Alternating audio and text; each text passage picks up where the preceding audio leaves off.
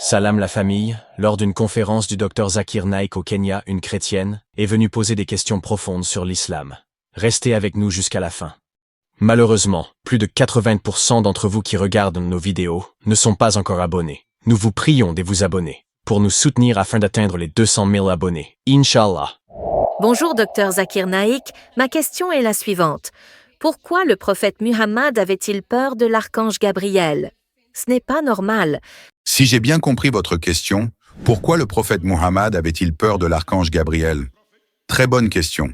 C'était une question très pertinente. Lorsque l'archange Gabriel, pour la première fois, a révélé la première révélation au prophète, pourquoi avait-il peur? Parce qu'il ne s'y attendait pas. Il n'avait jamais imaginé qu'un ange viendrait à lui. Et si vous lisez les livres historiques et les hadiths du prophète, ils disent que lorsque le prophète Muhammad, paix et bénédiction sur lui, était là, il méditait et priait Dieu dans la grotte. L'archange Gabriel est venu et lui a dit « Iqra, lis ». Il a été choqué. Qui est cette personne qui lui demande de lire? Et une nouvelle fois, il dit « Iqra ». Le prophète répond « Je ne suis pas instruit ». Mais dans la Bible, lorsque des personnes ont rencontré des anges, les anges les ont rassurés en leur disant de ne pas avoir peur, car Dieu les avait envoyés. Alors pourquoi n'a-t-il pas été rassuré de ne pas avoir peur? Très bonne question. Il est allé voir sa femme et lui a demandé de le couvrir parce qu'il était rempli de peur. Mais dans la Bible, lorsque des personnes ont rencontré des anges, les anges les ont rassurés de ne pas avoir peur. Parce que dans 2 Timothée, verset 7, il est dit « Dieu ne nous a pas donné un esprit de peur, mais de puissance, d'amour et de sagesse. » Alors pourquoi Dieu nous permettrait-il d'avoir peur? Cela n'a pas de sens si cet ange venait de Dieu, si cet ange venait vraiment de Dieu. Très bien. La sœur a posé une bonne question. Elle dit que dans la Bible, il y a de nombreux cas où, lorsqu'un ange apparaît à des prophètes ou à d'autres êtres humains, il leur dit « Je suis un ange, n'aie pas peur ». C'est correct? Ok. Cela est aussi mentionné dans le Coran. Cela est également mentionné dans le Coran lorsque l'ange apparaît à Abraham, paix sur lui, et à d'autres prophètes, et que l'ange dit « N'aie pas peur ». Ici, l'archange Gabriel n'a pas dit au prophète « N'aie pas peur ». Je vais compléter. Cette prophétie où l'archange Gabriel dit au prophète Muhammad « Iqra », le prophète a eu peur. Vous savez pourquoi? Il était illettré. Car lorsque l'archange Gabriel lui dit « Lis », il répond « Je ne suis pas instruit ». Pourquoi? C'est l'accomplissement d'une prophétie dans la Bible. Si vous lisez la Bible, dans le livre d'Isaïe, chapitre 29, verset 12, il est dit « On dira à celui qui est illettré, « Lis ceci, je te prie ». Et il répondra « Je ne sais pas lire ». C'est donc l'accomplissement d'une prophétie mentionnée dans l'Ancien Testament au sujet du dernier et ultime messager, le prophète Muhammad, paix et bénédiction sur lui. Dans le livre d'Isaïe, chapitre 29, verset 12, il est dit « Le livre sera donné à celui qui est illettré, et il lui sera dit « Lis ceci, je te prie ». Et il répondra « Je ne suis pas instruit ». C'est donc l'accomplissement de la prophétie mentionnée dans les Écritures antérieures de l'Ancien Testament. Même dans le Coran et le tafsir du Coran, lorsque cette première révélation est venue, le prophète Muhammad, paix et bénédiction sur lui, avait peur. Avant cela, il n'était pas le messager de Dieu. C'est la première révélation qu'il reçoit à l'âge de 40 ans. Avant cela, il était une personne très pieuse, mais la prophétie ne lui avait pas encore été conférée. Donc, au moment où l'ange vient pour la première fois, il a peur comme un être humain normal. Oui, mais... Si un ange vient à vous, ou à moi aussi, nous serions effrayés. À ce moment-là, il était un être humain normal.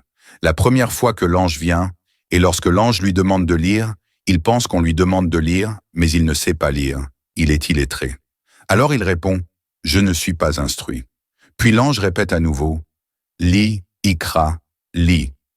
La troisième fois, lorsque l'ange dit « Iqra », cela a 3 significations.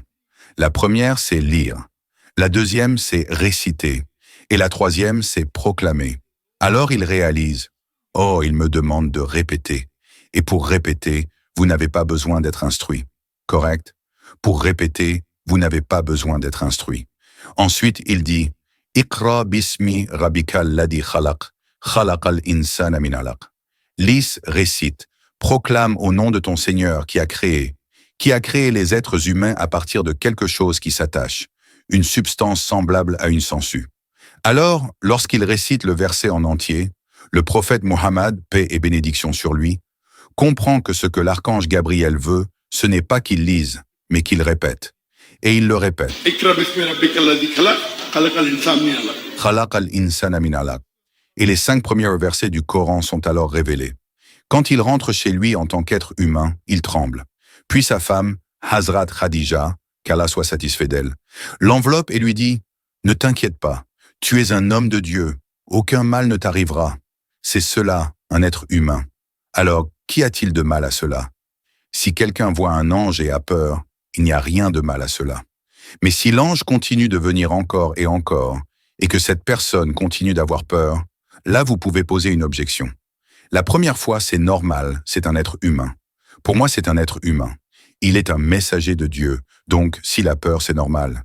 Beaucoup de messagers, lorsqu'ils voient ces anges, ont peur. Mais lorsque l'archange Gabriel vient encore, là il n'a plus peur. Alors pourquoi? Donc, qu'y a-t-il de mal à cela? Par exemple, Marie et Zacharie, leur rencontre avec l'ange Gabriel était différente de celle de Mohammed.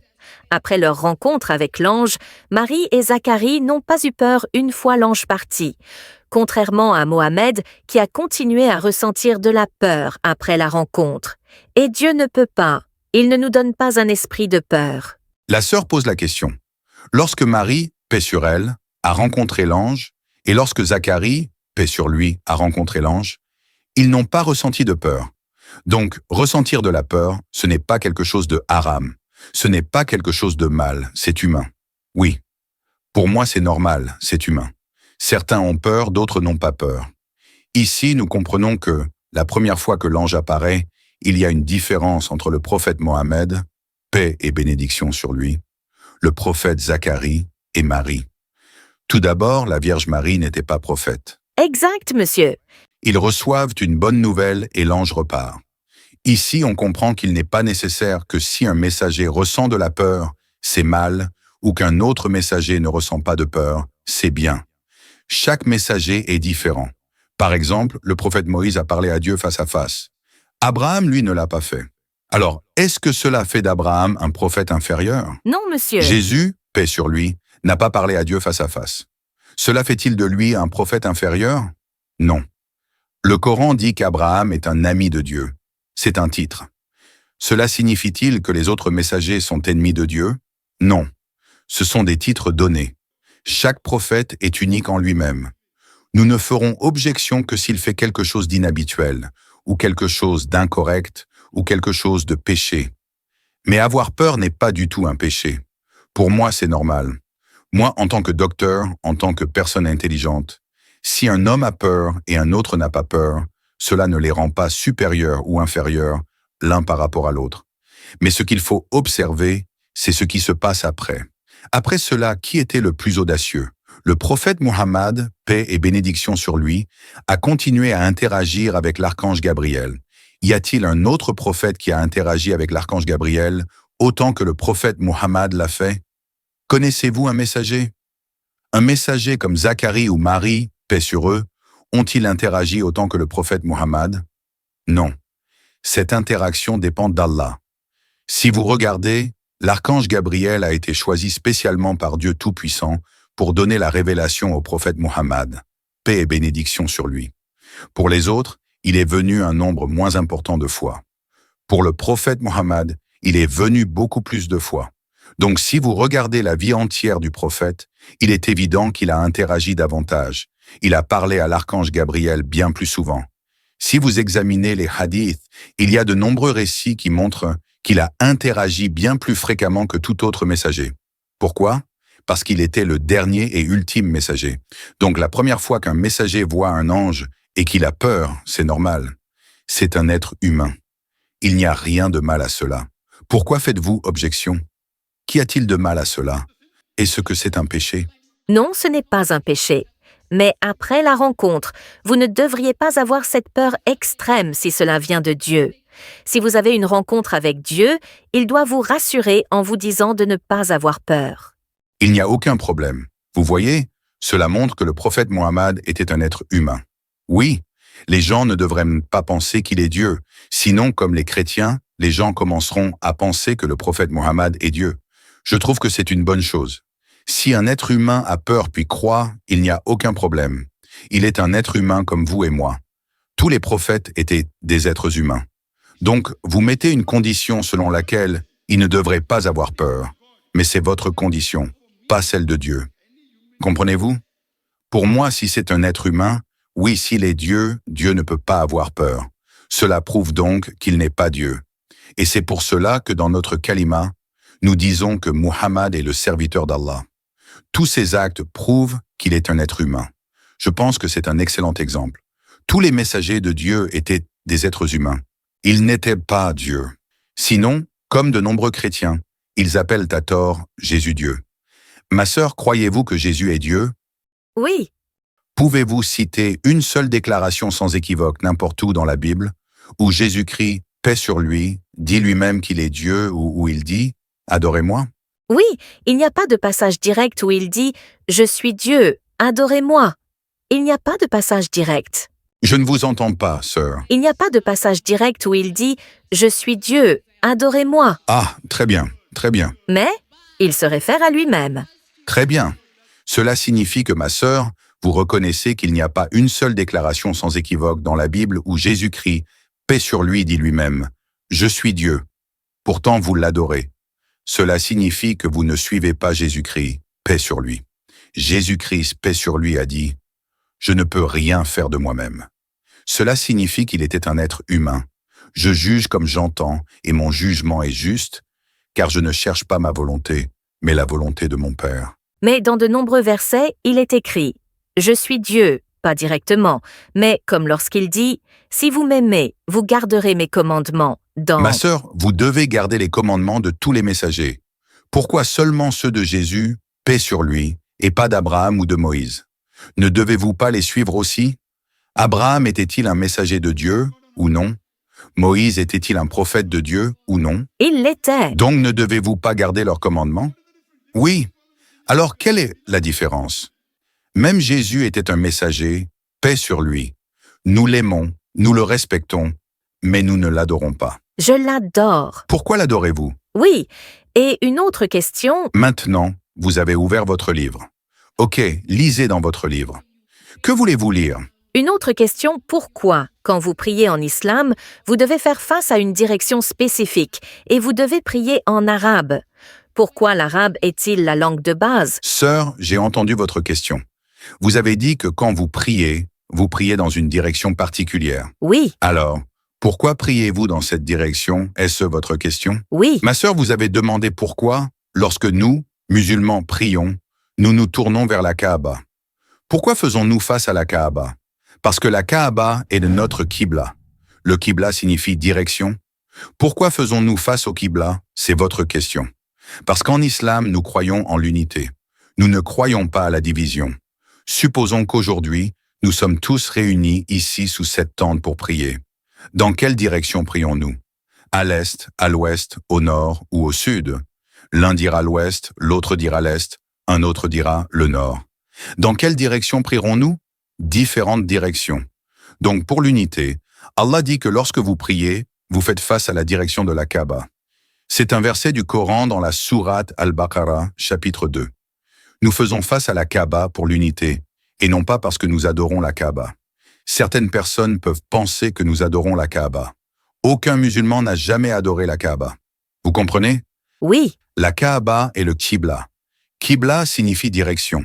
Nous croyons en l'unité. Lorsque nous allons à la Mecque pour le Hajj, nous circumambulons autour de la Kaaba. Nous circumambulons autour de la Kaaba parce que chaque cercle a un centre. C'est pour sanctifier Allah.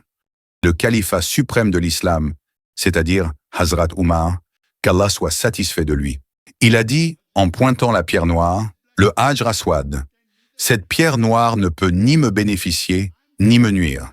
Je l'embrasse uniquement parce que mon prophète l'a embrassée. Sinon, cette pierre ne peut ni me bénéficier, ni me nuire. Cela prouve qu'aucun musulman n'a jamais adoré cette pierre.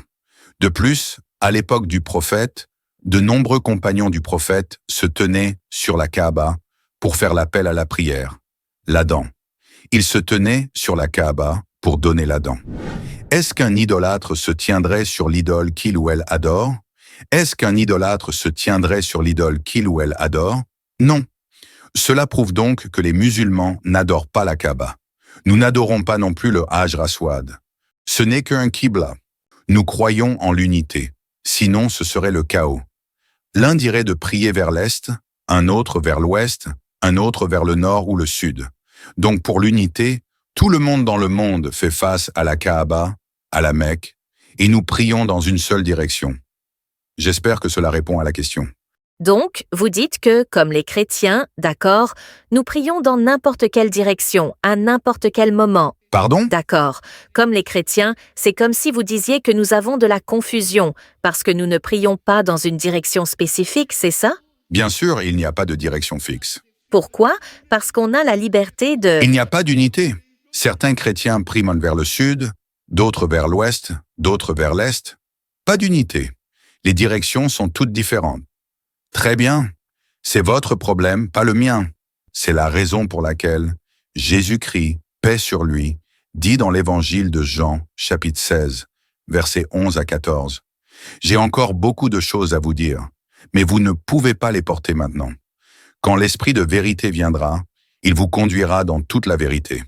Il ne parlera pas de lui-même, mais il dira tout ce qu'il aura entendu et il vous annoncera les choses à venir. De quel prophète parle Jésus?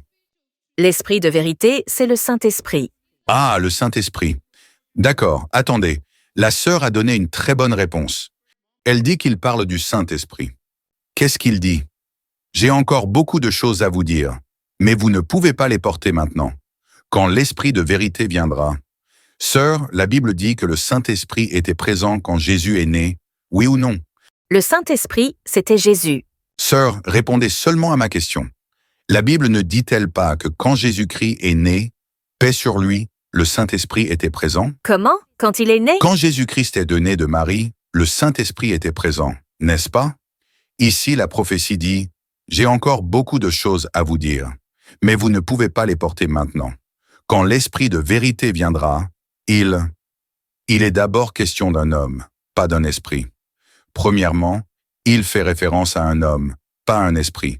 Il, quand il viendra, l'Esprit de vérité, il vous conduira dans toute la vérité. Il ne parlera pas de lui-même. Tout ce qu'il entendra, il le dira. 4 ou 5 fois « il ». C'est le Saint-Esprit? Le Saint-Esprit n'est jamais appelé « il ». Il fait référence à un homme. Deuxièmement, la prophétie dit que lorsque le prophète viendra, le Saint-Esprit était déjà là quand Jésus est né. Donc votre analyse du Saint-Esprit est totalement erronée. Il ne parlera pas de lui-même. Tout ce qu'il entendra, il le dira. Cela signifie que, comme nous le savons à travers le Coran et les hadiths, la parole fut transmise par Gabriel. Ce que vous dites, il l'a répété tel que les mots furent mis dans la bouche. Or, nulle part dans la Bible il n'est dit cela. Ici, il est question de quelqu'un à venir. Tout ce qu'il entendra, il le dira. Cela parle du prophète Mohammed. Il glorifiera Jésus. Le Saint-Esprit a-t-il glorifié Jésus? Non. Où le Saint-Esprit a-t-il glorifié Jésus? Où? Cela signifie que vous ne lisez pas la Bible. Premièrement, le Saint-Esprit était déjà présent avant même que Jésus ne naisse. Paix sur lui. Le Saint-Esprit était là quand Jésus vivait sur la terre. Cette prophétie parle de quelqu'un à venir dans le futur. Donc, cela ne peut pas être le Saint-Esprit. Deuxièmement, il est utilisé 4 ou 5 fois. Cela ne peut pas être un esprit. Troisièmement, des mots furent mis dans sa bouche. Aucun mot n'a été mis dans la bouche du Saint-Esprit. Quatrièmement, il glorifiera Jésus, paix sur lui. Où ces 4 éléments sont-ils mentionnés dans la Bible? Alors, j'accepterai qu'il s'agisse du Saint-Esprit. OK. Est-ce mentionné dans la Bible, toutes ces 4 choses? Toutes ces 4 choses mentionnées dans la prophétie ne correspondent pas au Saint-Esprit. Juste parce que votre Père, votre Église l'a dit, vous le répétez aveuglément. Non. Vous devez réfléchir logiquement. Le Saint-Esprit était-il là ou pas? Il était là. Il était là avant la naissance de Jésus, paix sur lui. Il était là dans le ventre de Marie. Il était là quand Jésus est né, paix sur lui. Il était là quand Jésus vivait. Donc, cela ne parle pas du Saint-Esprit. Quelqu'un vous induit en erreur. Cela signifie que vous ne lisez pas correctement la Bible. Il, quand il viendra, parle de quelqu'un qui n'est pas encore présent. Le Saint-Esprit, au départ, quand Jésus est né, était en lui, avec lui. Mais après son départ, il a dit que l'Esprit serait en nous. C'est seulement lorsqu'il est monté au ciel que l'Esprit est en nous. Vous citez mal la Bible.